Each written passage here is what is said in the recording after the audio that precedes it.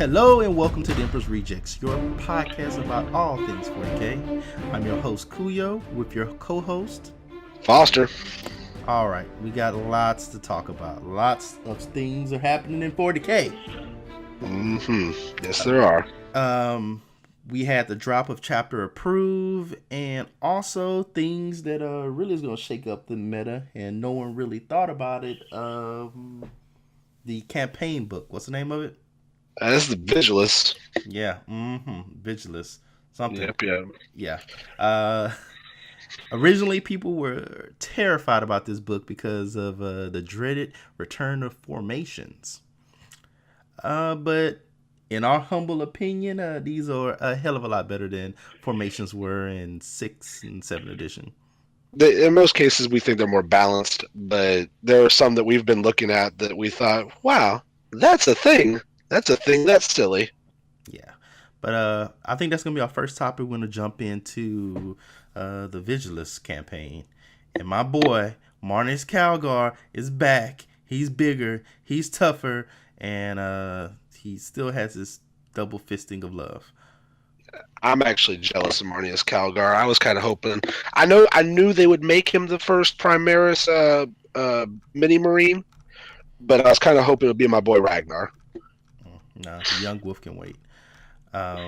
He's a king. He's a young king. So if we want to go ahead and look at the stats of Marneus Calgar, I believe he is the first Primaris unit to have a 2-up save. Yeah, he is. Yeah. His stats are pretty brutal, coming in with 2 weapon skill, 2-up BS, strength 4, toughness 5, 8 wounds, 6 attacks, leadership 9. Ugh, that is disgusting. Well, and his defenses get even better because he's got a 2-up save, as you said earlier, a 4-up invuln save, and all the damage that he would take normally is halved, rounding up. Yeah, and then with his Fist of Ultramar, the Gauntlets of Ultramar, the Fist of Power, he's hitting you at strength 8, negative 3 AP and D3 damage, so he's going to be ripping apart most tanks. I love that GW just gave up on the power sword for him. Yeah, it was funny, but yeah, no one uses it. Well, if you remember correctly, in past editions, it was important to have the power sword, depending on who you were fighting, because you would fight last. And yeah. But now that they got rid of it, they're just like, not even for fluff purposes will he go in with his toothpick. Yeah. But he looks like a beast. I don't foresee him destroying anything like a gallant, but I don't know. Maybe we need to do rolls on how much damage he could do to a gallant. But with maximum damage, the most he can do is 18 at the moment. Well, he will cripple a gallant before getting stumped to death. But he is still a beast, and probably my new favorite unit is coming up, the Victrix Honor Guard. Okay, this is what it means to be an Ultramarine. Okay, this is the embodiment of Ultramar. Because they're just better than you. Yeah, essentially, I look at these guys and I think to myself, man, I really wish my Primaris Wolves had gotten this. Power Sword, Storm Shield, 3 wounds, 4 attacks, so they are 2-up saves with a 3-up invuln save. It gives me shivers. And I also believe they're the first Primaris unit to come up with a 2-up, 3-up. Yes, they are. They're not going to be killing gallants themselves, but they will mulch your guardsmen. Yeah, these guys are the shields of Ultramar. And then they have the Honor Guard of Ultramar. Sorry. They have the Honor Guard of Macragge Rule.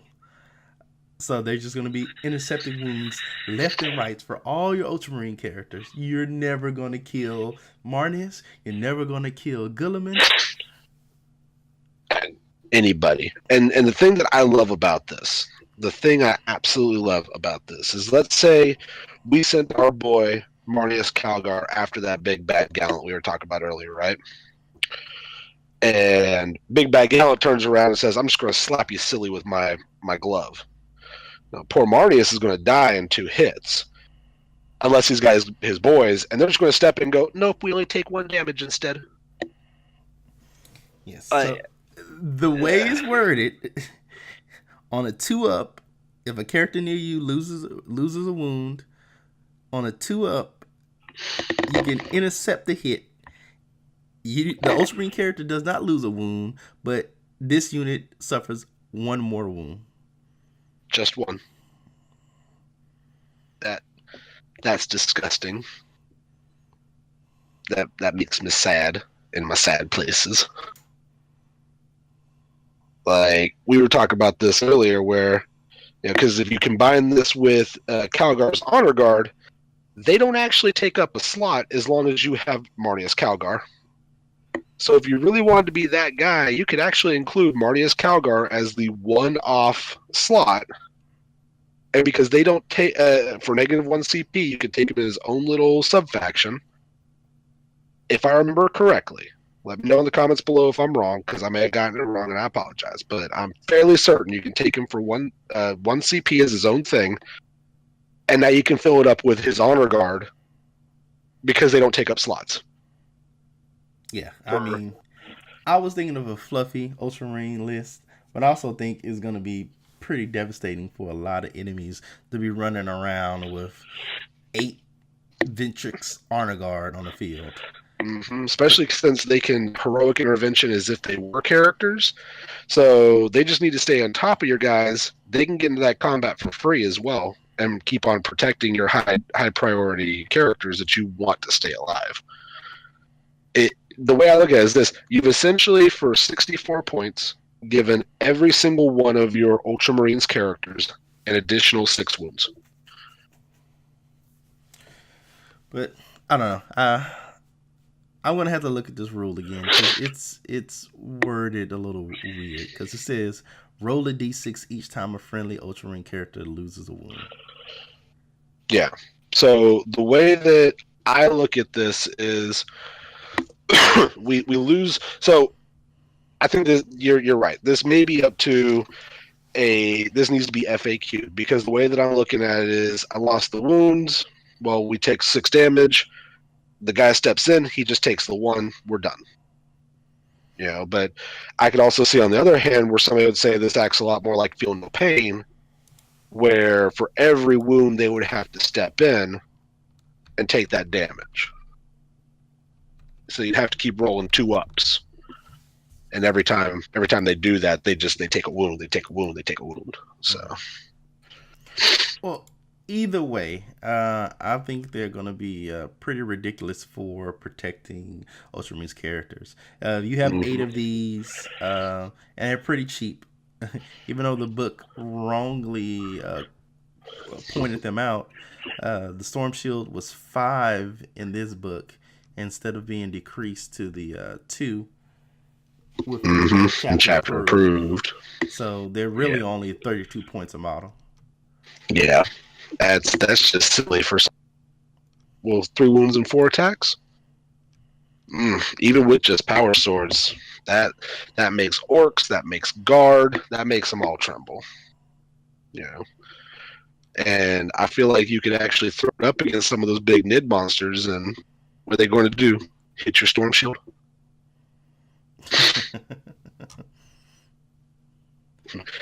Come at me, monster. We remember the tyrannic wars. Well, actually, they do. They actually do. They also, let's go into the word. I don't want to call them formations because they're not formations. But something that resembles formations, but is not a formation. The Specialist Detachments. There you go. Okay, so that we're using the correct verbiage, but they're formations. The Ultramarines, Victrix Guard. It's so McCraggian. It gives me chills. This is the first thing I looked at when I peruse the book. I really want to do an Ultramarines Primaris Force, and this actually gives you the ability to use Ultramarines Primaris and regular Ultramarines units. It buffs Captains, Ancients, Honor Guard, Victrix Honor Guard, Vanguard Veteran Squads, Stern Guard Veterans, and gives them the keyword Victrix Guard. So basically, with this new type of formation, specialist detachment, you pay 1 CP to make a certain number of units in a detachment have a special keyword, and then you have stratagems that interact with that keyword, and also And a warlord trait and a relic. well, and arguably looking through this, with the decreased points for Stern Guard veterans, you might be taking Stern Guard anyway over just basic Bolter boys, if you were taking basic Bolter boys. Yeah. So it's pretty nice. Yeah. So I mean, one thing that just seems ridiculous to me, and I'm not sure if I haven't personally seen this with any other book. They have a 1 CP stratagem. Oh, sorry. Let's go to this one. They have a 3 CP stratagem that says strike first for Ultramar, and you can pick a Victrix Guard unit from your army that was charged or perform a heroic intervention, and it can fight in the charge phase instead. So your opponent can charge you, you can fight in the charge phase, and then subsequently fight in the fight phase when it's your turn again. That just sounds dirty. Yeah.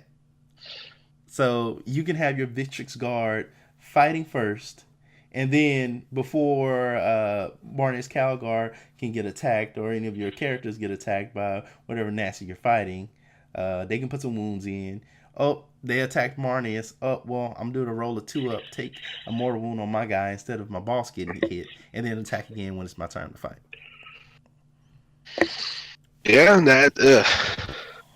that's a lot. That's a lot of attacking. Yeah, and then their whole 1 CP one is fight like demigods. Add 1 to the hit rolls made for attacks until the end of the phase. So you're already going to be re-rolling 1s because you're near Gulliman if you're playing him, and now you're going to be hitting on 2+ re-rollables. That's beautiful. That truly is. You're going to be getting 8 attacks with 2 guys, and with this, you're almost guaranteed to hit with all 8. Yeah, I mean, I think the only downside to the Victrix Guard is you can only have him in units of 2. Yep. But also, that's a plus when your opponent's trying to shoot at you. He's going to have to waste big shots on units of 2, and then the other guys can be free to not get shot. I was actually talking to somebody about this earlier where they actually won a game because the opponent wasn't able to outright destroy a group of Pathfinders and a group of Fire Warriors, right? Mm-hmm. And then out of that, all they had left in the back holding objectives with the new chapter approved missions was characters. And so you got these little Pathfinders and this one little Fire Warrior, staring down a Castellan, I apologize. And that Castellan had to dump all of his fire on the last turn into these 2 little groups. And he was able to secure 3 additional victory points because of that. And that's the way I see this here, is that you've got a group of 2 that they can literally stand in front of your important, hard-hitting characters and just say, okay, I'm here. Mr. Castellan, you have to shoot at me. And I'm going to shrug off a lot of what you're shooting at me with my 3-up invuln save. Yeah, I definitely see these guys being an asset on a battlefield. I don't know if you're going to be winning GTs with it, but it's going to be fun, and I think it's gonna mix some things up. Yeah, I think it's going to be good stuff. But, my friend, I want to look at my favorite thing here, and that is the Crimson Fist Liberator Strike Force.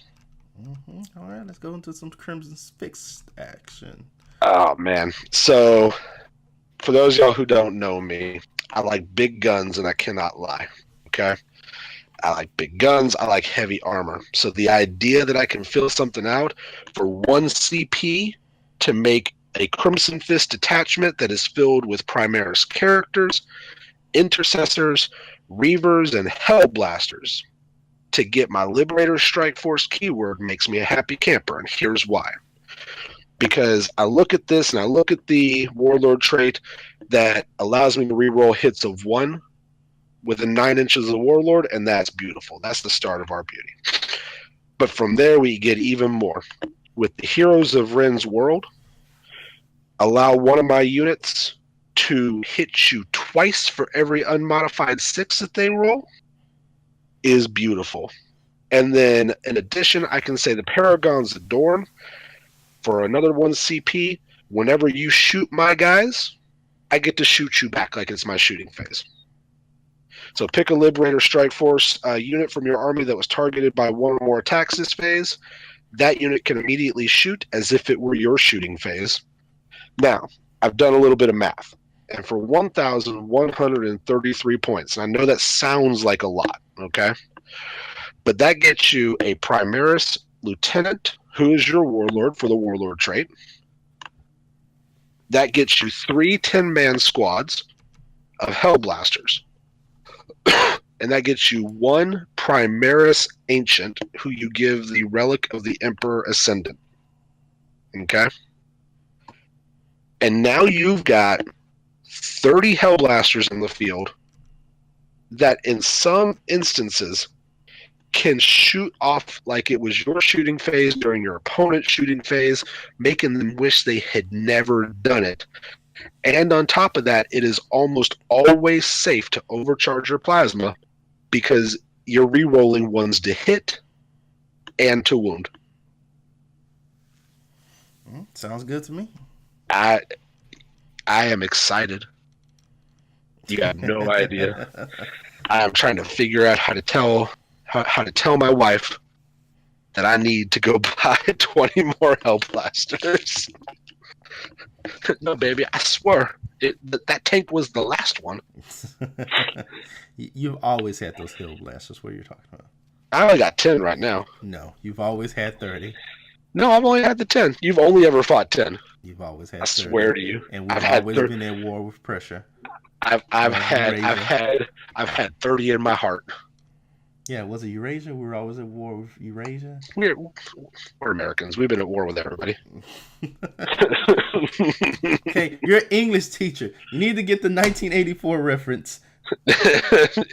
Oh, it's Eurasia. Eurasia. There we go. Eurasia or East Asia or something like that. Yeah. I even taught this last year. That's sad. I am not awake. Okay. Well, we're really not going over every specialist detachment. We're really just looking over the ones that kind of strike out at us right now. Mm-hmm. And as a guard player, I would be remiss if I didn't talk about the Emperor's Wrath Artillery Company. So, yeah, it's pretty good. It's going to affect company commanders, masters of ordnance, basilisks, hydras, and wyverns. Which I'm surprised Manticores didn't get on that list. Because Manticores would be too good with this. I guess. Thinking, I wish Manticores had this, and also I think it would require an FAQ for one of these stratagems. So let's go to Pounding Barrage. This is the one where you couldn't have a Manticore because then you have to FAQ it for it to make sense. Use this stratagem at the start of your shooting phase. Pick an Emperor's Wrath vehicle unit from your army. Pick one of that unit's ranged weapon. The unit can shoot twice with this weapon this phase. Ugh. So yeah, if you fired twice with a Manticore, they would have to say, "Oh, are you using 2 missiles or are you using 1 missile?" So I think it would be 1 missile, but imagine that you get 4d6 shots. Yeah, that would be sick. Ugh. And then imagine if there's a Death Strike on here.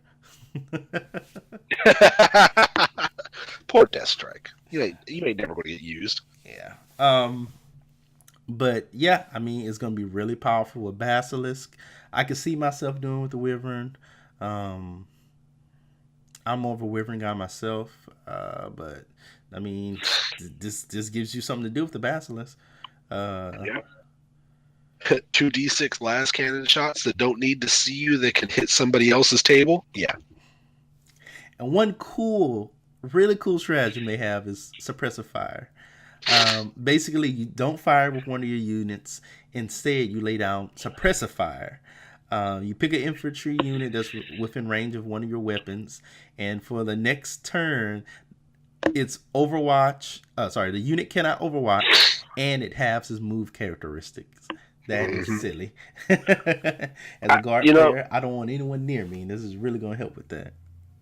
the thing I love about this is that you can make this specialist detachment. Um, if I remember correctly, and you know a bit more about this than I do, but can they still be catechin? Yeah, Yeah. So, I mean, some catechin stratagems right now are utilizing guard like as space marines to go beat people up in the face with guardsmen because they're strength 4. yeah, If you take that Tau player who's relying on that suppressive fire coming through from Overwatch and linking up their Overwatch to take you out, well, I mean, can you now if you can't Overwatch? no, doesn't look like it because Yeah, you won't be able to Overwatch with the unit that you're charging. yeah. So you charge that unit, and I don't think anybody else can jump in. And now out of nowhere, it's boom, boom, boom. You got little guardsmen punching fish people in the face, or those orcs, those terrifying orcs, or those fast Tyranid hordes coming through. They're no longer moving at mediocre or blazing speed. They're now having that unit speed. Yeah. Now, the one thing I'm kind of iffy about is their warlord trait for this. Mm. Lord of Ordnance. So on a 6 up to wound, you can increase your AP by 1. It's not going to happen a lot. Um, it's not really a big deal anyway. I mean, it's just a little added oomph. I can see myself doing it with my wyverns and giving them something instead of just being AP 0. And with the amount of shots that I'm gonna get, I'm gonna actually see some sixes. But still, it's Uh, kind of lackluster. that to me is not what you use. You keep the time honored tradition of I need CP. To me, one of the good things here is this heirloom of conquest for that wyvern you were just talking about. Mm-hmm. Because quite literally, in our last tournament that we played together, I watched you use your mortars, and let's face it, wyverns are just mortars with better stuff. They're still AP 0 though, and that those immortals in the ruins were 2-up saves. Yeah, So ignoring the cover that they get, that's a big deal. yeah, yeah. You know, That's you you don't have to worry about the 6. They just don't get the cover at all with this one. yeah, yeah. That's gonna be pretty awesome. Mm-hmm. That's my favorite guard one. They actually have a lot of guard ones. The Emperor's Fist Tank Company. I'm assuming you were checking out that one. I haven't gotten to read all the way through, but why don't we go through it together because it's got the word tank in it. So you have to have Astra Militarum in detachment from your army to be an Emperor's Fist tank detachment. Limited rush units in that detachment gain the Emperor's Fist. Ah, yes, we are home. I see the light now. So I'm already going to say it. I love their Heirloom of Conquest. Just straight 3 damage on a 72-inch weapon. Yes, sir. Not D3. I'm just going to hit you in the face for 3. Yeah, that is a huge benefit to battle cannons. Mm-hmm. Just straight 3 damage. It's just put on everybody. I'd pay points for that. Like more points. Of course, you got to pay for the battle cannon, but I'd pay more points for just the straight 3. Let's see. We got Unflinching Resolve. You can reroll hit rolls when your Warlord and friendly Emperor's Fist units within 6 inches of your Warlord fire Overwatch. I don't know if I'd give up some of the better Warlord traits for that. Yeah, that seems super situational. Mm-hmm. I mean, let's face it. If you're playing tanks, unless you're playing a whole bunch of guardsmen in front, you kind of expect that at least one of them is going to get charged. Mm. But actually, now that I'm thinking about it, you know what this would go super good on? Well, a Punisher. True. But I mean, as any guard vehicle, you can do defensive gunners and be hitting on 5-up. So you can Yeah, be that's hitting true. on 5-up rerollables. Well, yeah, that might actually do some damage against uh those bugs that we were talking about. And one of the weaknesses of Lemon Rust tanks are if you get charged, you can't leave combat and fire afterwards. So, Yeah, you can scooch back to but fire on those things with other units, yeah, but you've essentially taken that one tank out for the turn. And in a game that might end on turn 5, that's you literally neutered 20% of their shooting. yeah. So So I've seen some people talk about unyielding advance, and this might need to be FAQ'd. It's a 1-point stratagem, and it says you pick an Emperor's Fist unit from your army. The unit can shoot its turret weapon twice as described in Grinding Advance ability, no matter how far it moved in the preceding movement phase. So, read as interpreted, I think it's saying, okay, if I move my full 10 inches that a Lemon Rust can, I can still fire twice instead of having to move 5 and below. yeah, Some people are interpreting it as, oh, I can advance with a Lemon Rust tank and still fire. but no. It okay. So here's the way I look at it. The key here is that unit can shoot its turret weapon twice as described in the Grinding Advance ability, no matter how far it moved in the preceding movement phase. That doesn't give you uh, assault. It doesn't give you the assault keyword. They're still heavy, so you can't then assault with those weapons. Well, the argument is it's saying no matter how far you moved. I would say no. That's not how that works. I am totally in agreement with you, but I'm just putting out the argument.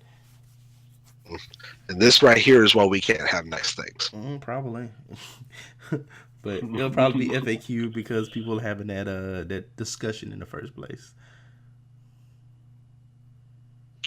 Now, here's the thing that I find kind of, and it's not because I think this is going to be especially effective, but because I love the idea of running somebody over with my tank. Mm-hmm. So, Steel Phalanx, use this stratagem at the start of your charge phase. Pick an enemy unit. Each time an Emperor's Fist unit from your army finishes a charge move within 1 inch of that enemy unit, roll a d6. On a 4-up, that enemy unit suffers d3 mortal wounds.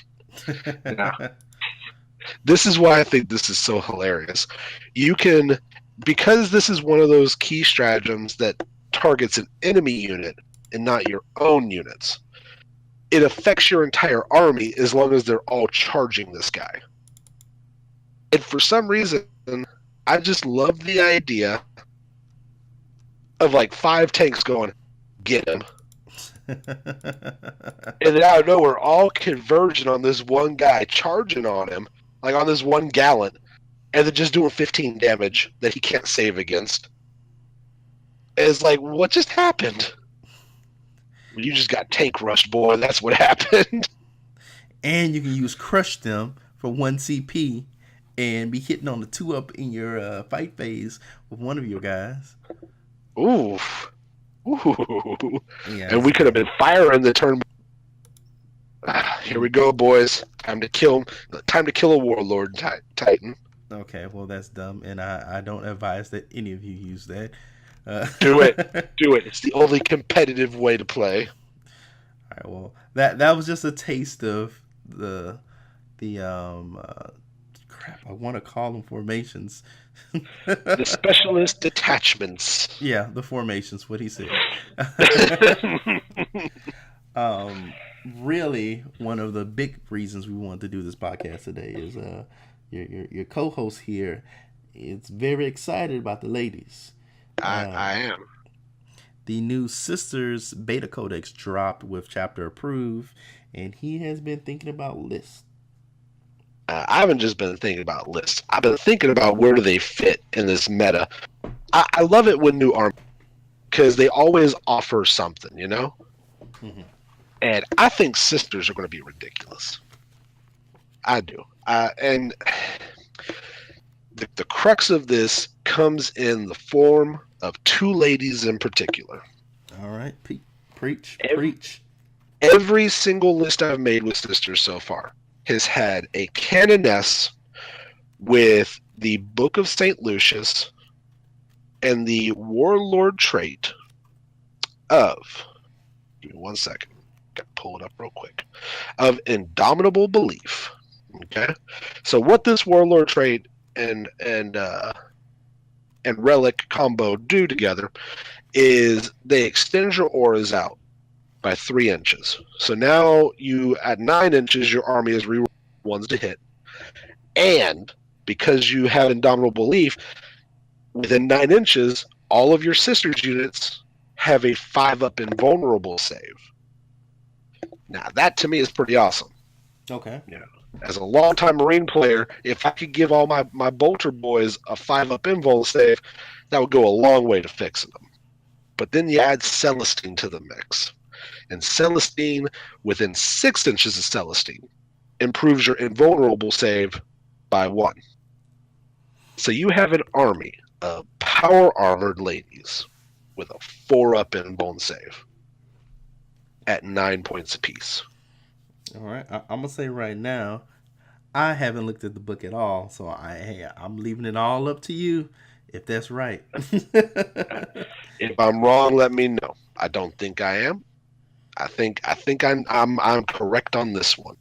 But so I'm also looking through the girls' chapters, and I'm going to be honest with you. One of the things I look at with our bolter ladies is I'm not going to call them bolter ladies. We'll call them the nuns with guns.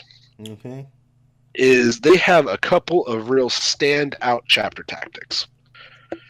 They're called orders, the order of, but I'm going to call them chapter tactics because that is what I'm used to. So for me, the big one that really stood out to me is the Order of the Sacred Rose. Okay. Now, the Order of the Sacred Rose just essentially, do you remember back when we first started with 8th edition? Mm-hmm. And people screamed to high heaven that they needed to nerf commissars and conscript blobs because you could only lose one conscript at a time from morale? Yeah, I remember those dark days. They brought it back with the Sacred Rose. You can Wonderful. only ever lose one girl to morale. But then they made it better. In Okay. addition, on Overwatch, they hit on 5s or 6s. Ugh. That to me is one of my favorite ones here. And it really goes along with what I think the girls do best, and that is zone control. Okay. Okay, I think that the girls do really well with daisy chaining out towards the center with a Canoness and Celestine to get that beautiful bubble Mm-hmm. and to go out and hold an objective. Especially with the way New Chapter approved missions work, which from what I've heard, ITC will start incorporating that play style into their missions. I think you're going to see a lot of people seeing that sisters are really good with this because it's hard to move something with a 4-up invuln save.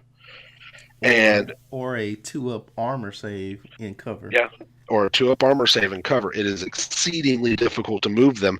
And then even if you destroyed like 4 girls, and you're like, yeah, I'm just going to take you out with the morale phase of things. Well, no, you're not. I'm only going to lose one additional one. That's a pretty big deal. Now, I've seen a lot of people about the Order of the Bloody Rose, which I'll say I can see it. If you want to go with a more melee-centric Sisters army, add 1 strength and attack whenever you charge or heroically intervene, or you were charged. I can see it. You get quite a few attacks that way, but I don't think this is where their strength lies, to be honest with you. Okay. I think they want you coming to them so that they can get those good bolter shots off, those good flamer shots off, melt gun shots off, and they're just going to weather the storm that you got with their invuln save. The other one I was looking at was Valorous Heart, Mm-hmm. and it just essentially gives you a 6-up feel no pain. That's Okay. it. Yeah. Yeah, but so that coupled with your 4-up invuln save, you're going to be saving a lot of girls. Yeah. So those are my top orders. I love the Order of the Sacred Rose. I think it synergizes really well with what is going to be going on with these girls. Mm-hmm. I will tell you this, though. One of my favorite combos is the Dominion Squad and a Rhino.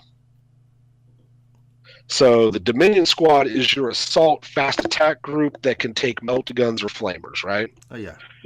But they also have the Vanguard ability, which allows them to make a full movement after everybody has set everything up.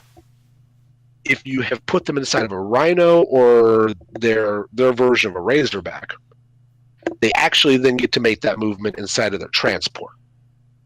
So you can start them up 12, move them 12, and then on the next turn let them out to hit somebody hard. Gotcha. And what is this squad equipped with? So I equipped my squad as a 10-man, but that's partially so I can get even more faith points. You know, and we're going to talk about a silly combo that I thought of faith points here in a second. But the more girls you have, the more faith points you have. If I remember correctly, it's for every 10 models that you have, you get 1 faith point. Okay. And faith points work a lot like command points. Every time you want to do an act of faith, you have to spend a faith point. Mm-hmm. So I want to try and maximize my squads out just to hold those points, to maximize that 4-up invuln save. I'm willing to spend those extra points. So I equipped mine with 10-man, 4 melta-guns, 1 combi flamer. Okay. And that came out to roughly 150 points. That's not bad. That's not, considering you can reach out and touch someone pretty hard turn 2. Yeah. You know, but what that also does is it allows you to activate Holy Trinity. For 1 CP, as long as you are firing with the flamer, the bolter, and the melta-gun at the same target, you just add 1 to wound rolls. Oh, that's funny. So now your bolters are wounding knights on 5s. They're wounding orcs on 3s. Poor guardsmen are getting cut down at 2s. Your melta-guns are wounding knights on 3s. And your flamers are doing the same thing as the bolters. Well, speaking of knights, I think we were saying that the Achilles heel of this army is going to be knights. To an extent. Almost all of your army, the strongest thing you can take, from what I've seen so far, is strength 8. Yeah. For the majority of your army, until you come to the penitent engines.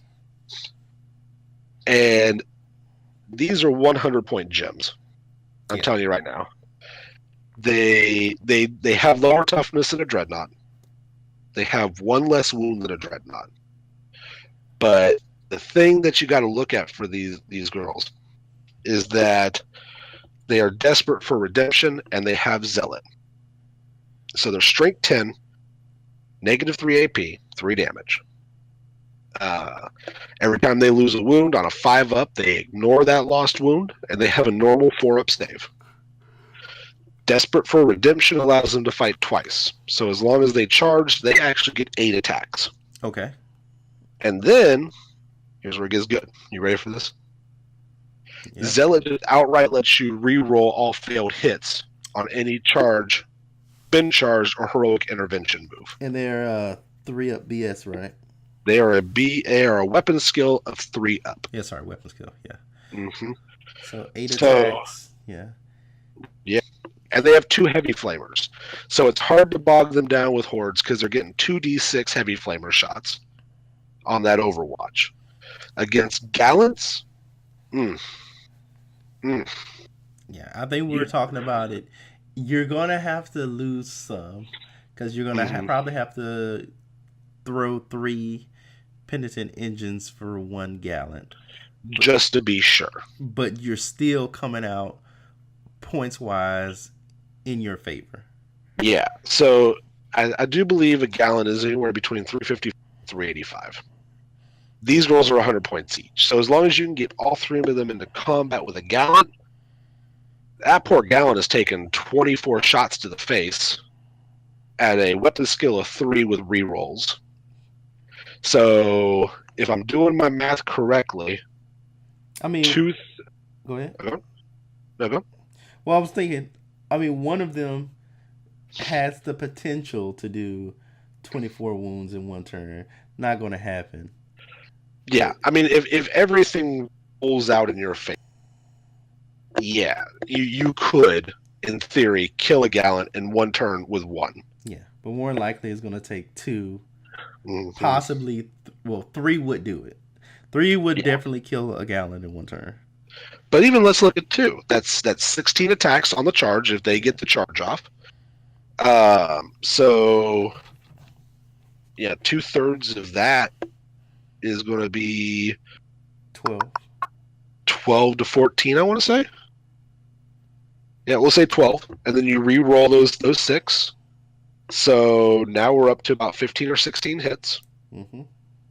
We are wounding on threes. Yeah. So we're now on 12 wounds. Mm-hmm. And so they'll save two of those. Okay. So But they just took 30 damage. yeah, took 30 damage. So Mm-hmm. on So two average, girls will kill them on average. yeah, That is a lot of damage coming in for 200 points. yeah, that's pretty silly. But here's the thing, though. It's just like with anything else, Once they figure out the trick, that gallant's going to shoot them down. Oh, well, with his heavy stubber. No, it's not the gallant. Castellan. The Castellan? Okay. Caffeine. Yeah. Yeah. But that Castellan that we all fear is going to be in that back row going, that's a target acquired right there, good buddy. Yeah. Well, that's why I'm going to be running 6 of them. Shoot them all. Just going to have crazy bondage ladies running at you. Yeah. I Actually, to be honest with you, that's the of them, but it could be if you believed hard. The first list that I ran, actually, that I made, had 3 exorcists in it. Mm-hmm. With their D6 missile launchers with -4 AP and D6 damage at 48 inches. Here is my one downside with them that I do not like. What's that? I do not like variable damage. True. I was just about to complain about that. Yeah. But also, do they need LOS? Yeah, they need LOS. No, well, never mind. I hate them now. Yeah, they need LOS, but there is one redeeming factor for Shoot. You remember when I told you about my girls with the 4-up invuln save? Yeah. Welcome to my tank with the 4-up invuln save as well. Because the tank also has the Shield of Faith ability and falls under that purview.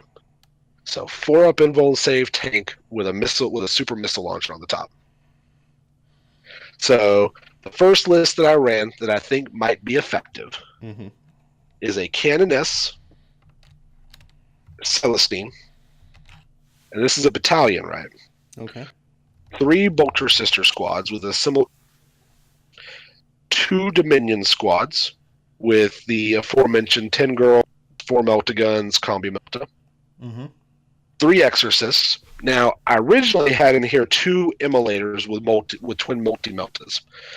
I'm actually going to say save your points and go with the Sisters Rhino instead.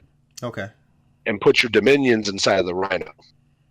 Now, your Rhinos are just going to start up 12 because you want to put them up on that front line.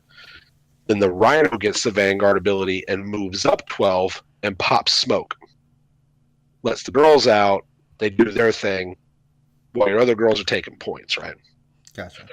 Now, you have another battalion with a Canoness and a Missionary. We like that Missionary because he's a cheap HQ slot.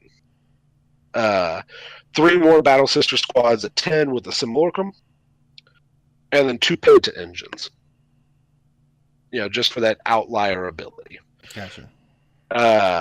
With the points that you saved on the immolators, you've got about 50 additional points to play around with. So, do what you like with those. That's what I looked at first. This is kind of more I only focused on Sister.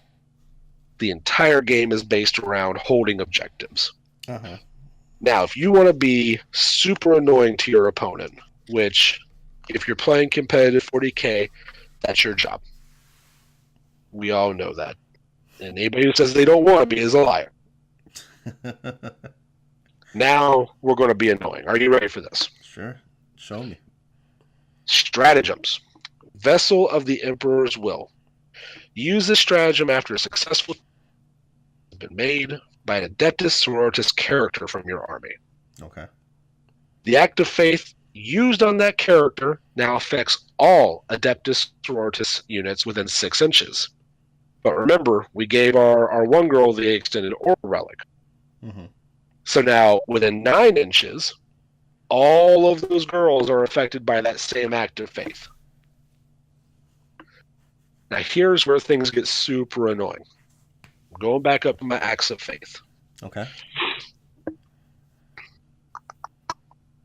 Got to find the right one so I don't get yelled at in our comment section. Yeah, we do get yelled at.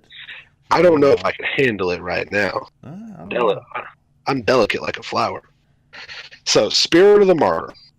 So, it is a devotion value 3, so you just got to roll 3 or above.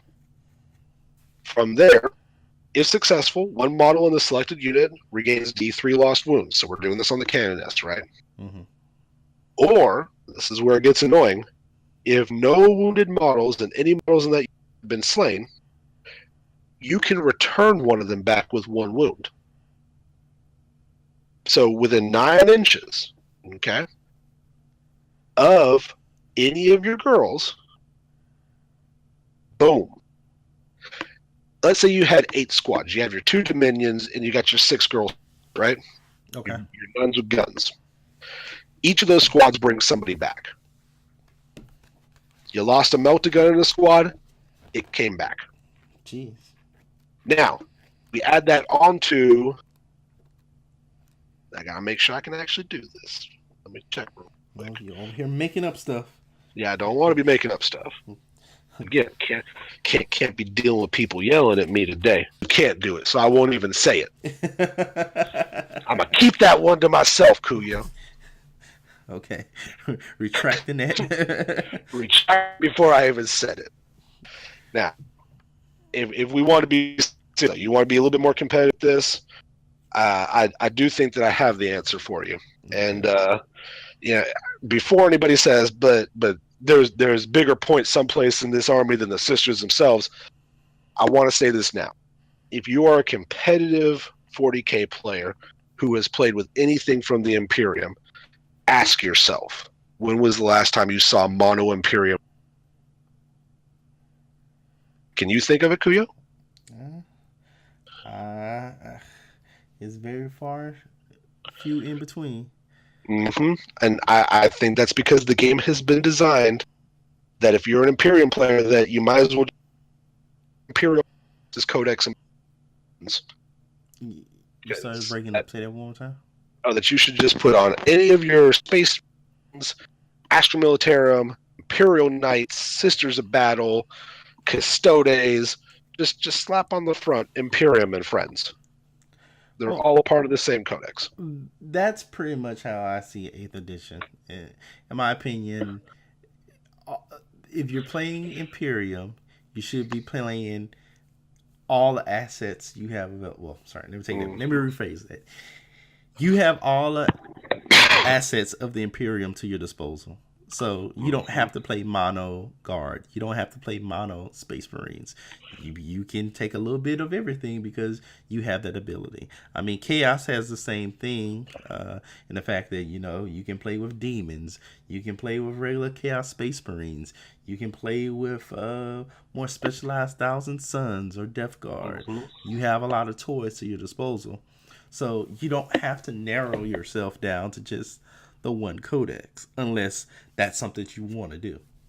Well, and the way that I look at it is this: like, you look at guard stratagems, they're good, but it's not like that's what defines their codex. But then you go into something like, say, knights, and when I think of people having some massive issues with knights, the knights themselves come to mind, but the bigger thing is the stratagems. Zombie knights and order companions and fight twice, gallants with Terran and full tilt and sally forth. These are the things that really define a knight player, but they can't do those on their own. They need guard to be the battery. Yeah.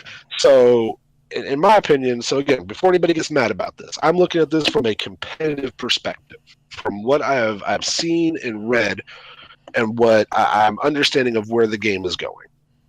This is how you will play a quote unquote sisters list with some help in there.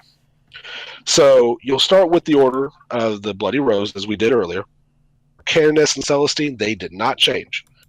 Your Canoness just has a bolter and a chainsword, or a bolt pistol and chainsword, Book of St. Lucius, Indomitable Belief, and then you will run 5 bare bones, 10-man nuns with guns to extend them out as far as you can across the cosmos. Then you will play knights. Mm-hmm. And you will play Housecrafts. And you will spend 2 of your precious CP out of the 14 that you have to give a household warlord trait and heirloom to your Castellan, give him Call's Wrath, and give him the warlord trait that allows him to re-roll 1s. Okay. And then just 2 knight gallants with Ironstorm missile pods. Now, I put the Ironstorm missile pods because I like to shoot things that I can't see. Mm-hmm. I like to get back to those guardsmen in the tough to reach areas and get them off of points. Gotcha. Your mileage may vary. So your sisters list is a knight list that has sisters in it. Again, like I said, to me, the backbone of it is the sisters. The problem that I find with guardsmen is, yeah, you can bring a whole bunch of them, but unless you're a seasoned guard player that knows how to do orders right and CP correctly and all that, you're going to lose a lot of guardsmen. Yeah, I mean, with the sisters, you can just, I'm gonna sit back in a ruin and have a 2-up save. Yeah, I'm going to sit in this room, the first floor, in ITC. As long as I'm in a building or I'm within 1 inch of the cover, you can't shoot me. So even if you do assault me, I still have a 4-up invuln save, and I'm still only losing 1 girl to morale if it comes to that. But remember, you got Celestine there too, and Celestine knows slouch in combat, and she is babysitting these girls. So you're going to be able to do the same spread out that I talked about earlier, with a Canoness in the middle, maybe having 1 group, make a circle around her, and Celestine only have 4 groups go out and take objective points. But anything that gets close to the objective holding blob gets boltered down. Gotcha. If they're not focusing, though, if they're focusing on your girls, they're not focusing on the gallants and the Castellan. And those are going to cut through an army like hot knife through butter. But if they're focusing on the gallants and the Castellan, they're not focusing on your girls.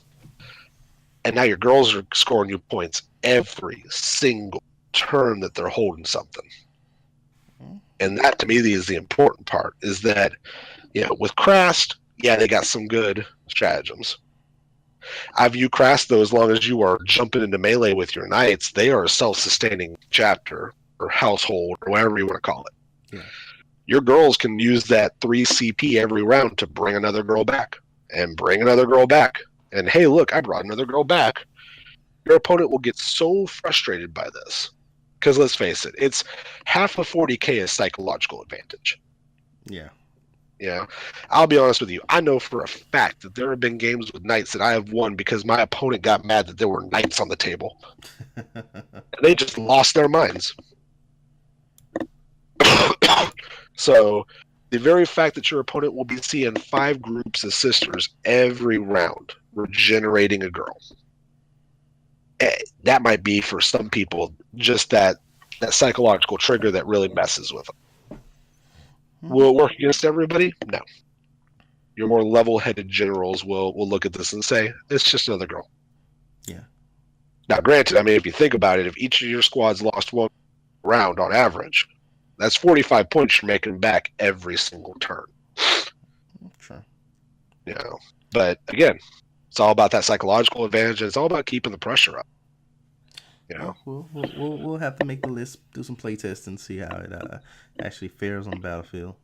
Actually, to be honest with you, as long as I can stay on top of my life stuff, my goal is for the next tournament that we go to. Because I'll be honest with you, I'm not a big fan of the actual sisters models. I don't like boob armor because it's not practical. But what I do like is the idea of having nuns with guns. So, do you remember back when they released, what was it? It was the MK3 Marines that came with the Custodes and the Sisters of Silence. Uh-huh. You want to know what I have a whole bunch of? What's that? I have 60 MK3 bodies that I never used. Gotcha. I'm going to make Iron Maidens. That is what I'm going to do. So my sisters are all going to be in MK3 power armor. That's going to be interesting to see. Mm-hmm. You're going to have these big, bulky, holy, angry, iron-colored sisters coming down and just filling opponents with lead. And I think it's going to be so metal. Okay, well, Like you heard literally. it here first. Big bulky sisters laying down metal and We do being not metal. play. And being full of metal when I stomp on them with my knights. Yeah, well, like I said, my goal is to have all of my girls done by my next tournament. Okay. And then that way we can actually run sisters with knights. And we can see if this is as competitive as I think it will be. Gotcha. Well, Yep. on that, I think we're going to wrap up. Yep. We're about an hour in, but we still have a lot of stuff to talk about. I think on our We next still got to episode, talk. We got to talk about winners and losers in chapter approved. Yeah.